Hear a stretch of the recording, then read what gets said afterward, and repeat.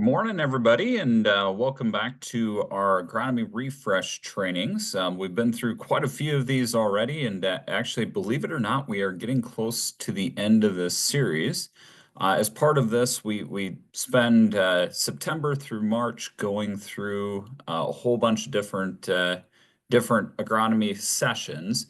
And so this week will cover answers from the answer plot. So some of the data, and it does go a little beyond the answer plots for data aspects. We do get some stuff out of the Innovation Center, some of that stuff too. But for the most part, a lot of the data that we'll share today did come out of the answer plots. And then next week will be the final Agronomy Refresh training for this season. And that'll be with Jeff Jackson going through some of the key things on forage management. So he's going to do that next week, Thursday. Then we will take a little bit of a break, mainly because when you start to look into the spring, you guys are really busy. We got plots to plan, all that stuff as well. And so we ended up not doing really anything virtually through that time just because of how busy things do get. We'll start back up here again in probably the second week in May, doing maybe third week, just depending on when things start getting planted. We'll do some virtual answer plots, probably 2 to 3 of those, and those will just be a half hour on Thursdays. And I'll send you guys out the links. Anybody who's registered for this currently, I'll make sure to send you guys out the links to register for that. And then during the summer, we switch over to a podcast. And the reason we do that is strictly because of the fact that when we get into the summer, it becomes harder to devote, a full hour on Thursday mornings to come and listen to this stuff. You guys have things to do, things to get sprayed, that kind of stuff, seed to sell, all sorts of different things to do. And so we try to make that one a little bit more mobile. And so usually I just have guests come on with me on, usually try to get those posted on Thursday as well. But those will just come out on the podcast, and we'll make sure to send those out on the text line as well. Also, I've been getting a lot of questions for May if we're going to have like a crop scout training again. That is in the works. Very, very close to nailing down dates for that. It's looking like it's going to be the third week in May. And so we should have that pretty well lined out here. Hoping today, but we'll see. So I'll send that out to my team, and so if you have questions on that, reach out to your Winfield United rep, and we'll make sure we get that over to you guys as well. All right, so this morning we are going to spend some time talking about some of the key things that we learned from the answer plots, and I'll say it, answer plots and beyond here, because there's some other things that we've updated as well. And so do have a lot of really good data. I did send some of it out on the text line, but a lot of that stuff's been coming here in the past week or so. So I'm really excited. This actually was perfect timing to release some of that stuff. I will tell you, things got a little bit delayed this year just because of process changes and that kind of stuff. Next year, with the process changes in place, we do expect to have this data out a little bit quicker next year. So look for that. But for the most part, that was just due to, things moving around within Winfield United. So sorry we couldn't get this out earlier, but hopefully it'll help you guys in season make some of these sales based on some of the data that we have. Because really, answer plot data from 2024 looks really, really good. I'm still waiting on a little bit of stuff, and so as I start to get more of that stuff, I will plan on sending some of that stuff out on the text line as well. All right, so let's dive in here on some of the data. We'll start with the Winfield United Bio-Verified designation. So many of you guys are very well familiar with this. Basically, what we're trying to do is we're trying to simplify that biological space. Okay, and biological, it's kind of a broad term. I prefer to use yield enhancing products mainly because biological people automatically go to, oh, it's a live bacteria or it's a live fungal, fungal something, some sort of living organism, and it's partially correct. Most of these are derived from living being or living items. However, when you start to look at this category, we lump in plant growth regulators, we lump in biostimulants, which are usually derived from a living material, and then we, of course, lump in the biologicals. And so all of those fit into this category. So we're just trying to simplify it because a lot of these things come out of the woodworks. I know based on the amount of questions that I've been getting lately on these things that, oh boy, there's a bunch of new ones each and every year. And part of the reason why is because realistically the biologicals and so the true biologicals where it's a living organism and the biostimulants, there's really no regulatory process on that. So you don't have to go through the EPA or anything like that. So their path to market is very, very quick. And so you get a lot of products on the market very quickly. Now, some of them work very well. Some of them are a little bit less consistent. And so one of the things Winfield United has been devoted to doing is looking at, okay, what products fit into these categories and what is our best chance of seeing yield responses with these various products. So here's what we look at for this bio-verified process. We look at the uniqueness of the product. Okay, is there 100 other products on the market that are like this? Or is this fairly unique, novel, new idea, right? Agronomics, in my opinion, this is one of the most important categories on this. How much of a return do you get? How much yield do you get? All of those type of things, okay? Operational, how easy is it to use? So, for example, if you open the jug and you got to use it in 4 hours or use it within a couple hours of opening the jug, probably not going to be a great product from a usability standpoint. So that might knock it down a few pegs on that. Then we have the agronomic part of it, or sorry, the economic part of it. So how much does it cost versus how much does it return? And so that's looking um, really down the chain here from, for example, at the farmer level. That's one of the most important, making sure that the farmer is getting a good return on investment, but also making sure that you as a company here can make some money out of that as well. And all of these are then put together, and it allows us then to go through and make some recommendations. And if it hits a certain level, at that certain level, that's when we put it on our bio-verified list. Okay, now as part of this, not all of these products that go through the bio-verified process specifically get tested in Answerplots, but a fair amount of them do. And so we do have a biological testing platform. We've actually tested 74 different products over 3 years here with 56 different companies.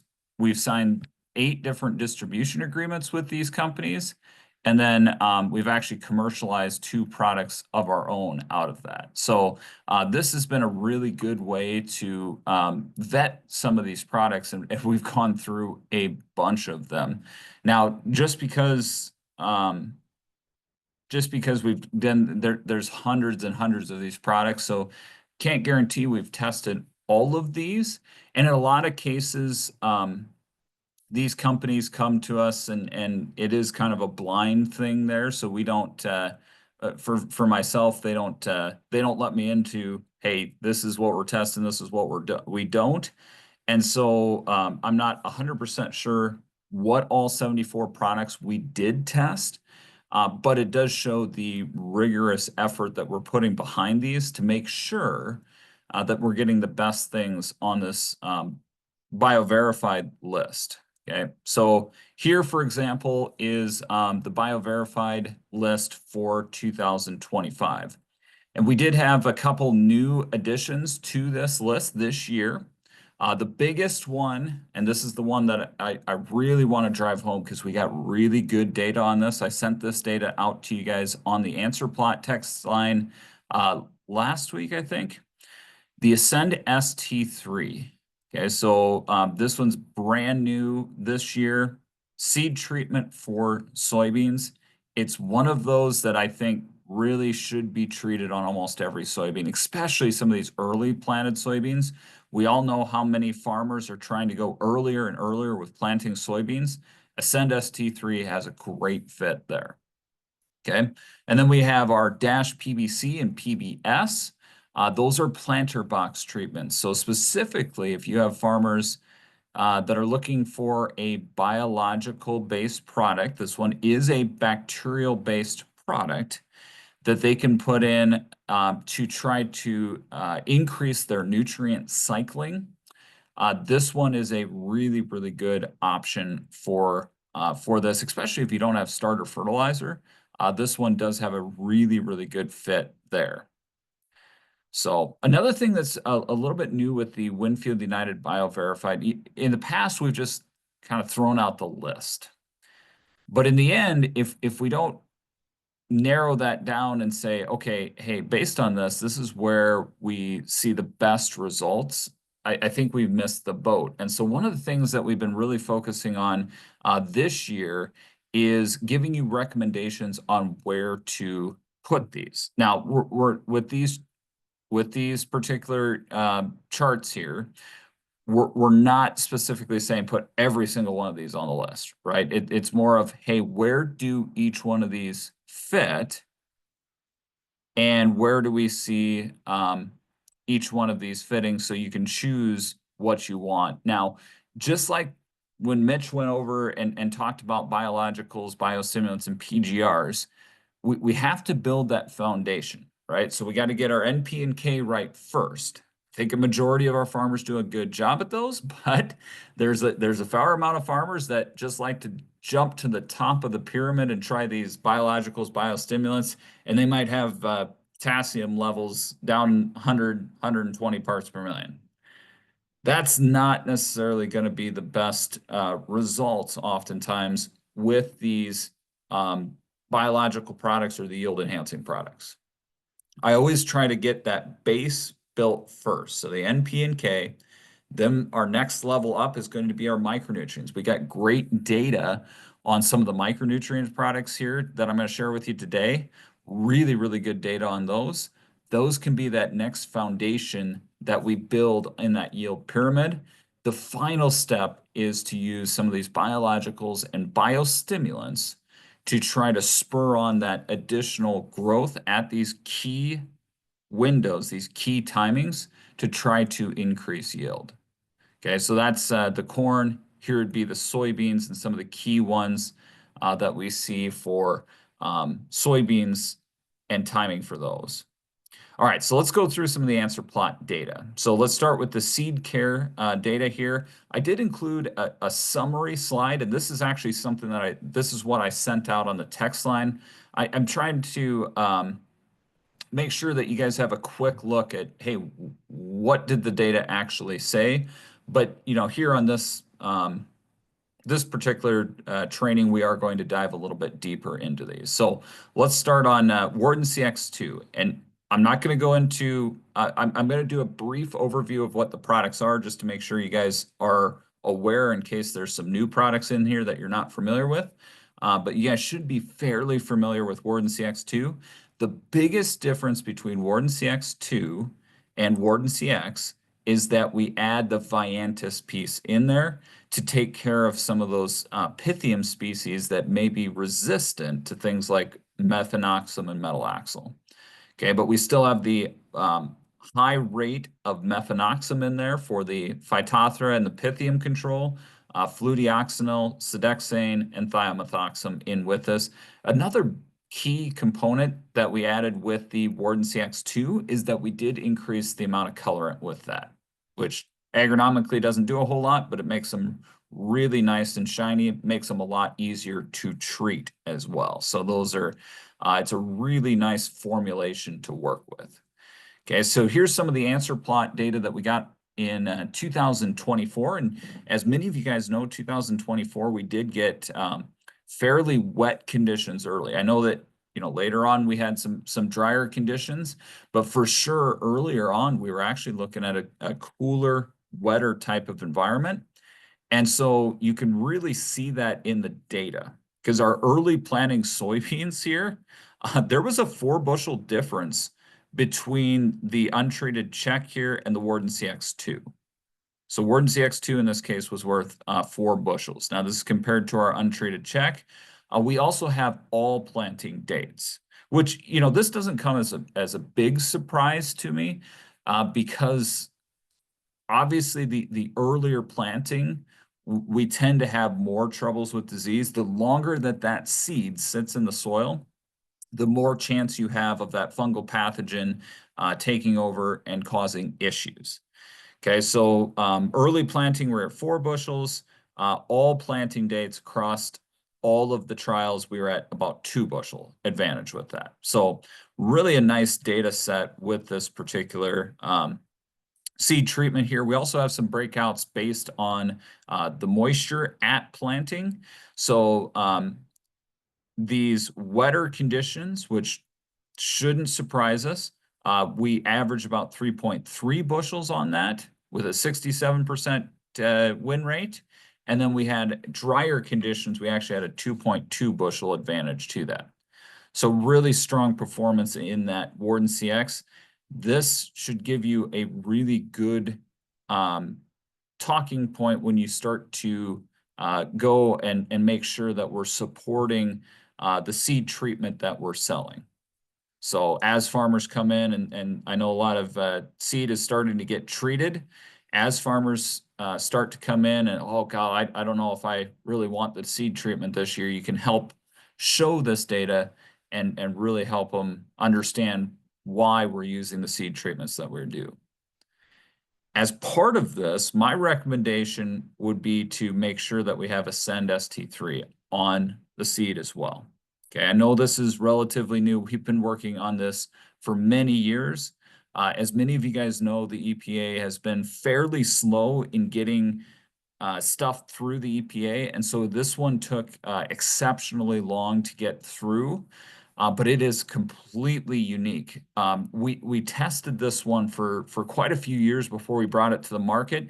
We actually were able to obtain a patent on the ratio of active ingredients in the formulation along with the solvent package. And that solvent package, I don't think we talk about that enough because one of the things that was really tricky with the Ascend ST3 is if you take and you put in those plant growth regulators in a water-based formulation, they break down actually relatively quickly and you start losing your efficacy.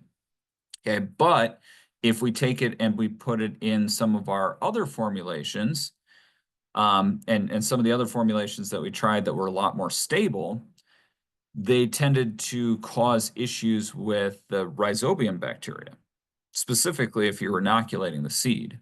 So that became an issue. And so one of the things that we really looked at is what can we put in to make sure that we weren't inhibiting that effect and of inhibiting the that solvent package wasn't killing off that rhizobium bacteria. Now, I did get a question on the chat about the drying agent in the solvent package. Really, it's I suppose you can consider it a drying agent, but realistically, it's more of a it's actually more of just the formulation itself is really good at drying. It's not water-based, and so because of that, it treats very well. This thing was Ascend ST3 was strictly developed as a seed treatment. And so great question on that. That solvent package should be really, really good.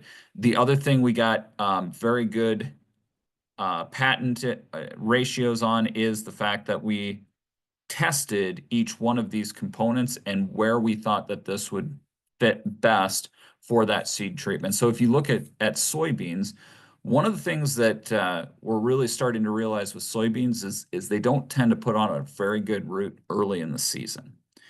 And so that was part of the reason why we think the auxin-dominated formulation did such a good job at driving those early season roots and driving yield, because you got to remember, early season roots is what drives that rhizobium bacteria infection, and every bushel of soybeans takes 5 pounds of nitrogen to raise.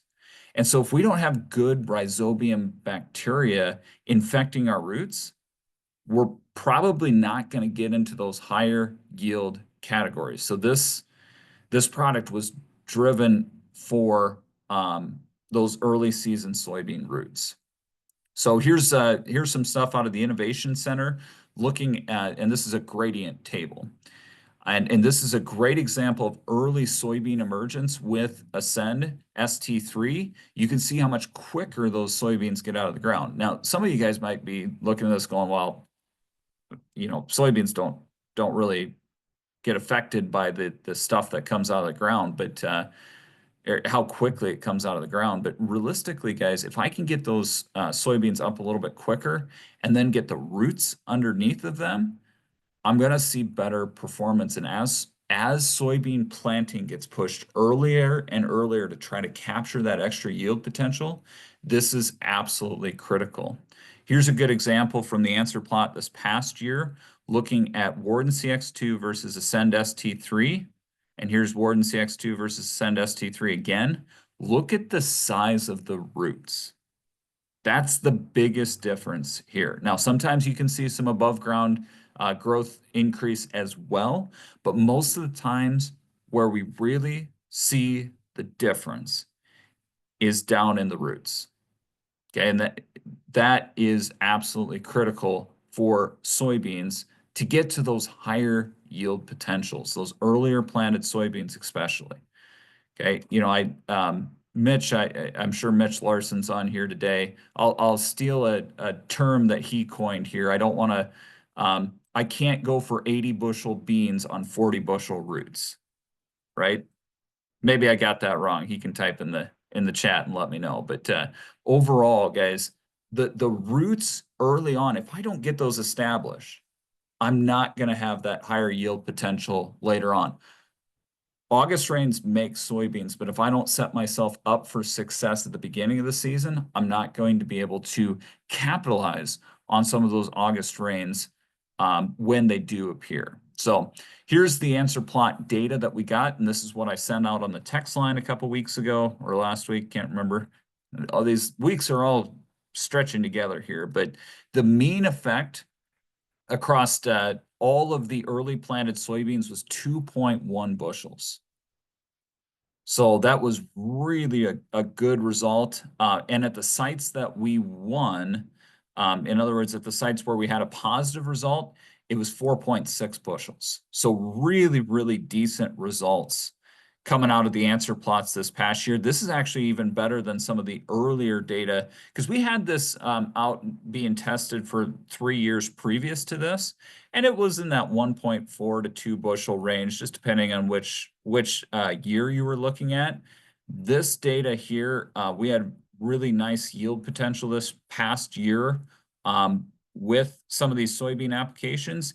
And so getting that 2.1 bushel yield response was awesome. We had really good results with this.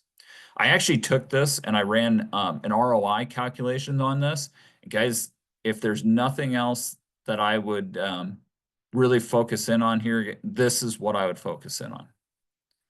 The cost per unit on this product is reasonable, very, very reasonable. Now it can vary, and I can change this based on the link here. But if we figure $1.80 a unit, which some of it might be a little bit higher, we can always the ROI calculator is right in here, so you can just click on that, change that. Cost per unit is $1.80. Data result at 2.1 bushel. Price of soybeans at $9.56. Our average profit, depending on your populations, was between 18 to 19, almost $19 an acre. That's a 10-to-1 return on investment.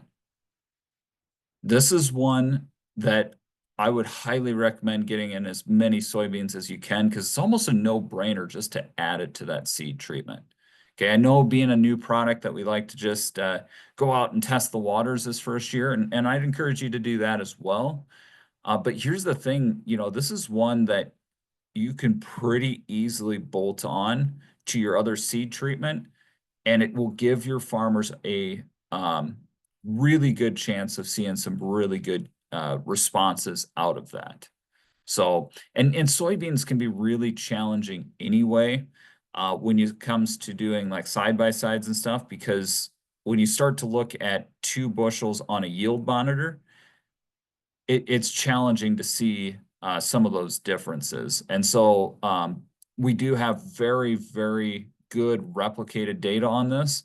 I would get out there and, anything that you have Warden CX on, I would throw in Ascend ST3. Anything, heck, any of the other seed treatments, I would throw this one in. If you guys have further questions on this from a mixing standpoint, we have tech bulletins on that. We've been working with this product for a long time. And this is one that I'm very, very confident that's going to mix well in the slurry tank and be able to be put on very easily. Okay, the next one is Dash. We do have some data on this. For those of you guys that aren't familiar, this is a mix that's being put on as a planter box treatment. It is in there to replace the seed lubricant. And it has 8 different synergistic strains of bacteria, along with some essential amino acids to feed that microbial bacteria. Okay, so here's all the different bacterial strains and what they do in the soil. Basically, what it comes down to is a majority of them are in there to cycle nutrients that are already in the soil. Okay, now it does replace that talc graphite. The advantage of this, we do have a little bit lower use rate, and it's a lot less dusty. So here's just a picture. Here's no flow aid. Here's our talc graphite, and then here's the Dash. And you can see the difference in the amount of dust that we get with this. Okay, now it is a 1/2 ounce per unit. And so with that, the even distribution of that becomes pretty important there. And so if you can get and sprinkle it on through as it's going up the belt off of the seed tender, there's applicators that can be put on the seed tender to get that in there. I would just encourage you guys, if you're looking at this one, to check that out with your Winfield United rep, and we can help you figure out how to get this product on. Okay. Here's some of the yield results from the answer plots. We're looking at about a 3-bushel average. We had about a 60% response rate, which for a biological is pretty decent. There's a lot of different components that lead up to this, right? But overall, we had a 3-bushel yield response, pretty good p-value on this. And our average win rate was 10.6 bushels. So there was some pretty significantly high wins on this. Now, when you start looking at piano charts, guys, there's always going to be some negatives. There's always going to be some really high positives. Really, when I start to look at this, a lot of this is just environmental variability, right? As you guys know, as we go through the field, we get some ups and downs in yield variation. And as much as we try to take out as much of that as we possibly can out of the answer plots, there still tends to be some of that in the answer plots. So 3 bushels on average. Of the sites that won, we had about 10.6 bushels on those. So fairly decent results from that as well. The next one is MaxIn. This is one of the first years that we've really gone back to extensively getting data on MaxIn products, mainly due to the release of MaxIn ZMB Plus. Last year, you guys probably remember me going through and showing some data on MaxIn ZMB Plus compared to MaxIn ZMB. Unfortunately, we really didn't have a good comparison of Maxin ZMB Plus compared to an untreated check. And so that was something that I brought up, and they went back and they were able to get some additional data this year on just straight Maxin ZMB. We also ZMB Plus, and then we also got some data on Maxin boron and actually Maxin potassium as well. Okay, so just some overviews. This is the overview of the whole data set here, but we'll dive a little bit deeper. When we start to look at Maxin ZMB Plus, and the reason that we brought that product out is because of the amount of deficiencies that we see in this zinc, manganese, and boron. So, you take a look later, we tend to see a lot of the macronutrients becoming deficient, but zinc and manganese and boron tend to be a little bit more deficient throughout the entire growing season. So we'll talk through some of those. The really nice thing about Maxin ZMB Plus is the fact that it has a higher amount of boron. It's 22 times more boron than what the old Maxin ZMB formulation had. Okay, so basically we went from a 0.1% to a 2% rate on boron. And that made a huge difference in this ZMB combination here. And it's tricky because when you start to look at zinc and manganese, we can easily apply zinc and manganese together because of the fact that they're both cations. But once you start mixing boron in there, being negatively charged, keeping those apart and preventing them from eventually settling out was very difficult. So this is one that's been a long time coming. And we've had this in some of those trials for many, many years to make sure the stability on this one was really, really good. In addition, it is a heavier product than the old ZMB, and that's just part of the formulation. And so when you figured in that extra weight, it actually had 17% more zinc and 41% more manganese than the old ZMB formulation as well. So really a nice product, a nice combination. It is a little bit heavier. It can be a little bit thicker, especially early in the spring. And so letting that warm up is key, and making sure we have the right pumps on it. But it is a really, really good product for a lot of different applications when we start to look at our tissue samples. Okay, so here's the yield results from the Answerplot this past year. And we pulled out some specific data sets here because one of the things that we've really discovered with the Maxin products and the micronutrients, we still have to get the base nutrients right first. Remember, it's going back to that triangle of yield. We always have to have nitrogen, potassium, and phosphorus correct first. Then we start to really see some benefits from that micronutrient application. It's just like when we first started this Agronomy Refresh training, we talked about the stave and barrel approach to nutrition, right? The most limiting nutrient on that barrel, that's what's going to limit our overall yield potential. Well, the same is true here. Micronutrients are no less important than macronutrient. They're just used in lesser quantities. So once we get those macronutrients figured out, which I think we as agronomists do a fairly good job at for the most part, then this Maxin ZMB Plus with these 3 micronutrients makes a lot of sense. So when the macronutrients were sufficient at V5, we made applications with Maxin ZMB Plus at V4, at V10, and at VT. And by far the winner was actually V10. But I know that there's not a lot of applications that get made at that time. But guys, and it makes sense because we're actively growing at that time. We're taking up ridiculous sums of nutrients at that time. And so applying at that time, we did get the most consistent results.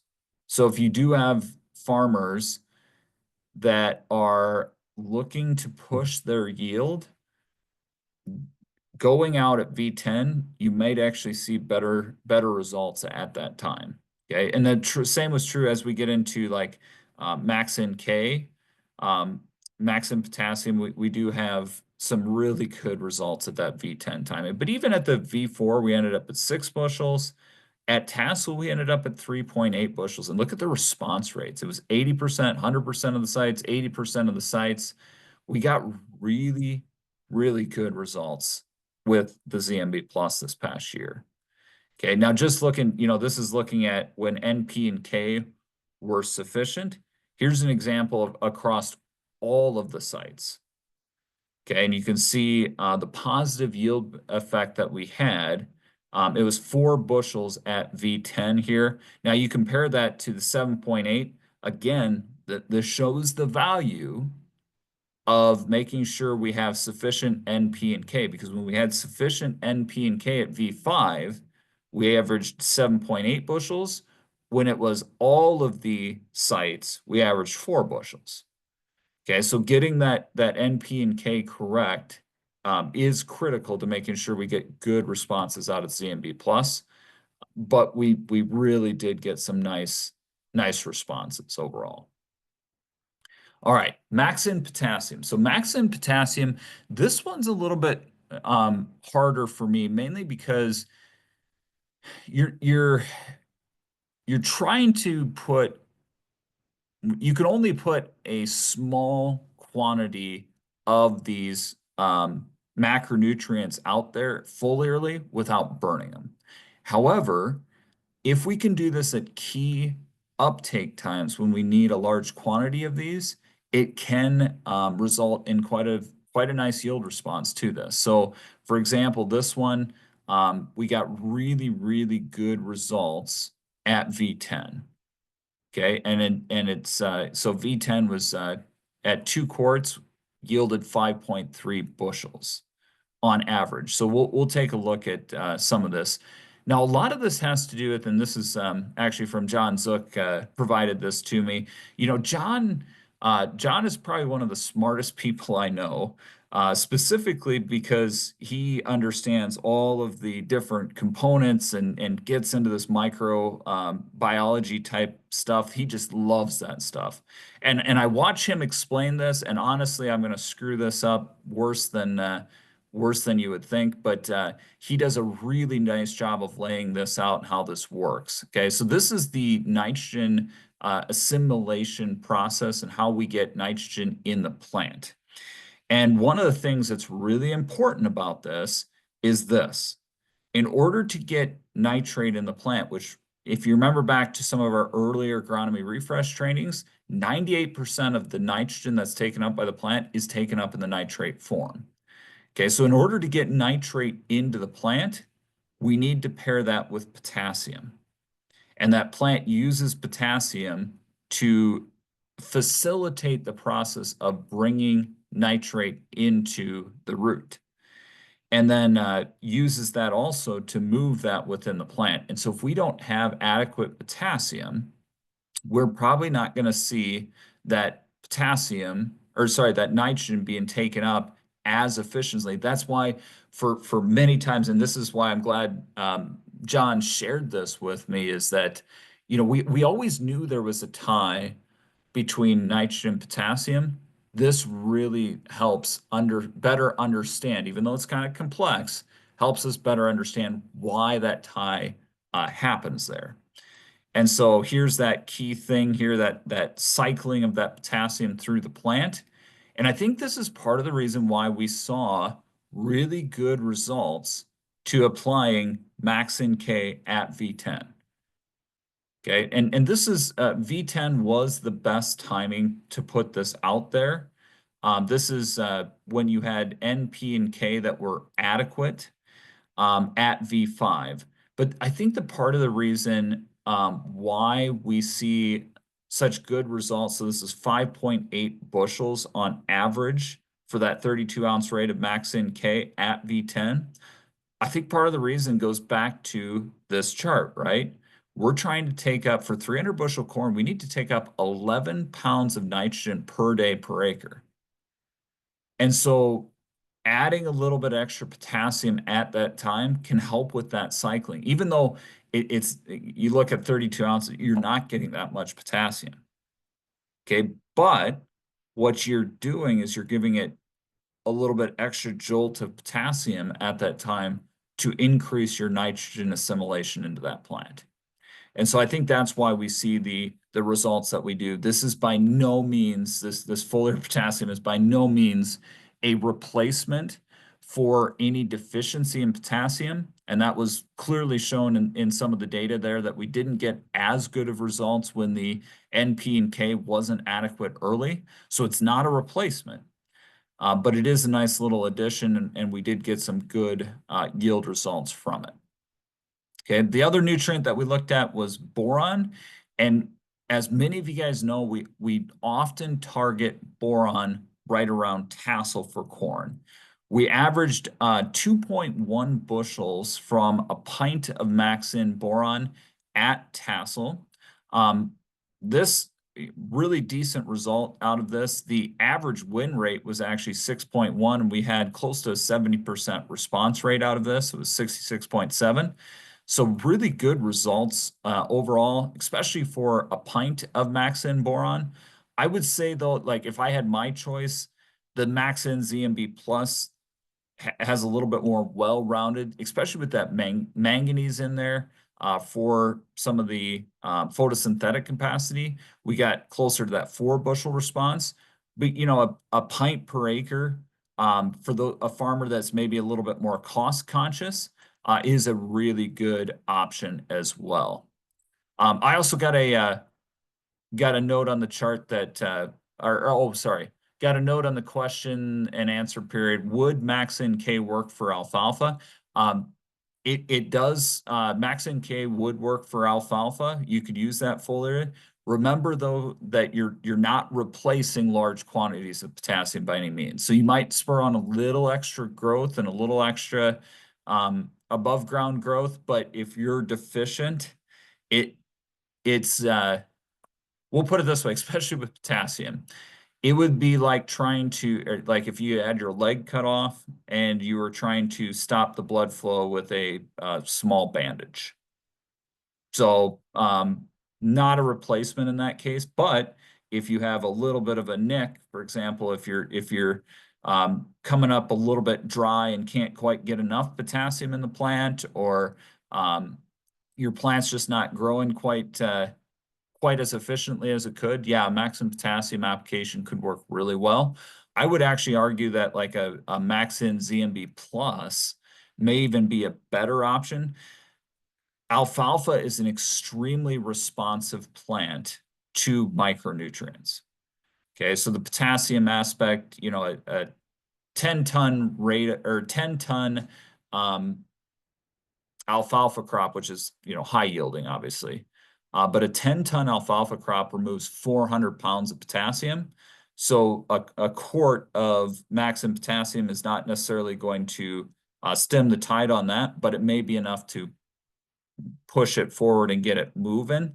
But I would recommend looking more at that Max-In ZMB Plus because I think you're going to get more consistent results from that. Make sure though that you have enough potassium in the soil for alfalfa. But yeah, so going back to that Max-In boron at tassel, 2.1 bushel response there. And a lot of this has to do with boron is really important in the movement of nitrogen, of sugars, it helps increasing flower set, increase fruiting, all of those, because it has an effect on the xylem and the phloem of the plant. So this is a good example, again, comes from John Zook here. And he wanted to make this very, very easy for us to understand. So he put some emojis in there for us. So this is what a good phloem and xylem looks like. This is what a bad phloem and xylem looks like on without boron there. Okay, so think about it like the old saying, you know, this is your brain on drugs, this is your brain not on drugs. This would be your phloem and xylem on boron. This is your phloem and xylem without boron. And that's where a lot of this comes into, and where this becomes really important in corn is right around that tasseling time, specifically because we see a fairly large translocation of that boron into other parts of the plant. And so you can see that, we dip down in the foliage, we dip down in stalks and leaves, because a lot of this boron is being translocated to be used for the grain, tassels, cobs, and husks. So that's, a little extra boron at tassel can really help us out with that. Okay. Some other new products. This is not something that's, this is something that we've been working on, but it's not something that's got a lot of publicity on. Green soybean IDC, for those of us that deal with iron chlorosis deficiency, so especially in that Des Moines lobe, this is a really good option for this. So it is a ortho EDTAH or HA, sorry, EDDHA combination of iron. It is a dry product here, but it really is good at decreasing the level of IDC. It's put in furrow and provides really good results with that. So here's some examples from a few of the answer plots here. Our untreated check. Here's a comparison with competitor, and then here's our green soybean IDC product. Okay, so some data from this. This is just looking at the iron chlorosis, and you can see some of that data from the chlorosis a little bit later in the season there. And then here's that yield effect that we had with this. Is at 3-pound rate. You can compare that to soy green there. Had some really nice results there, about 13 bushel increase in those very high IDC pockets. So if you're looking for a product to alleviate some of that iron chlorosis and iron chlorosis deficiency issues, especially if you can write a prescription there and just put the product on where you have high IDC in those very high pH soils. This is a great product to do that. Very easily solubilizes in water at a 3-pound per acre rate there.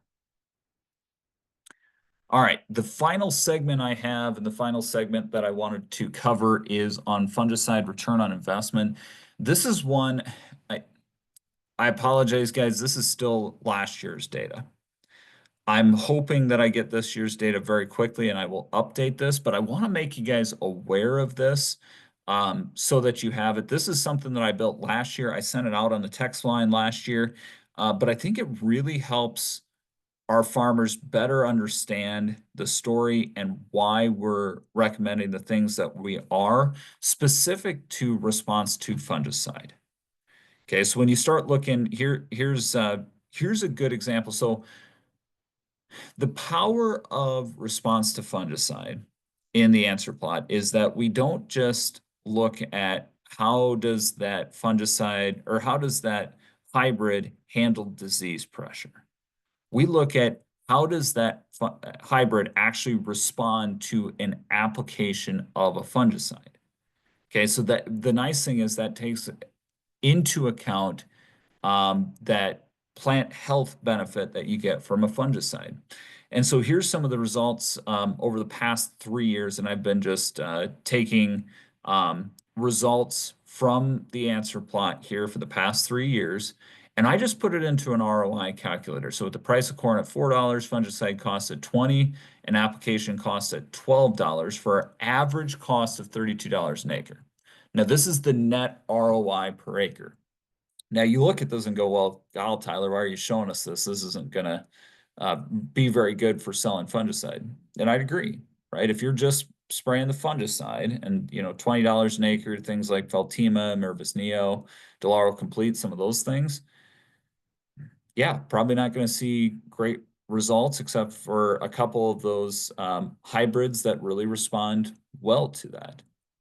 However, if that's the only thing in the tank, yeah, I would not expect to see good results. But when you start adding in things like Master Lock, for example, to increase the penetration, get more of that fungicide down in the canopy, you start adding in ZMB Plus, you start adding in yield on, that's where we start to really see good return on investment with this. So, I know it's tough enough to get fungicide in the tank, but guys, you're really doing the farmer a disservice if fungicide is the only thing in the tank. And when we look at fungicide that gets sold, I think, and if I don't know, I think Bob Parmalu is actually on vacation there, but I believe at one time he told me that of all the fungicide that gets sold, only 30% of it goes out with Master Lock. And when he told me that, I about fell off my chair.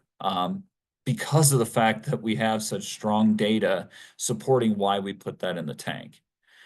Okay, so when you start looking at this, one of the things that the farmers tend to do is they do tend to look at this and go, okay, well, if I got this, maybe I'll just reduce my fungicide cost. Will that help my ROI? And this is assuming that all of my responses stay the same. And no, it really doesn't help that much. It helps a little bit, but doesn't help that much. So how can we get a better ROI? Well, Master Lock, we have tons of data. I know this is something that I've shared with you many, many times before, but I strongly advise anytime you have a fungicide in the tank, you need to have Master Lock in the tank because you get better canopy penetration, overall better coverage. And that better coverage leads to a higher return on investment. So for example, over a 5-year period, we averaged 5.7 bushels more by having that fungicide with the Master Lock versus the fungicide alone.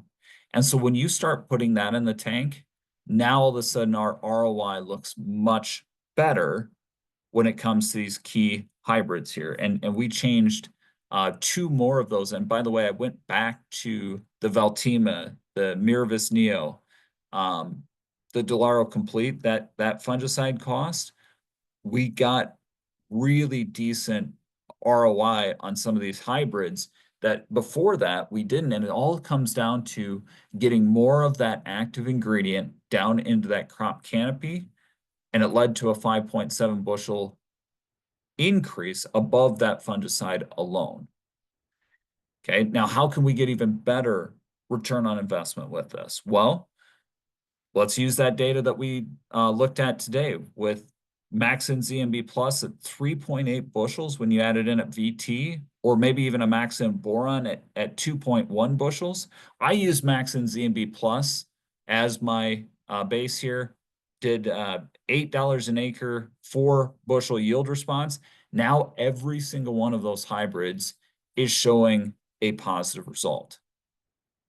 This is the thing I'm going to challenge you guys with. I know that we're in tough economic environments, but if we're going to sell the fungicide, I think we need to do a really good job of making sure that we get a good return on investment on that application.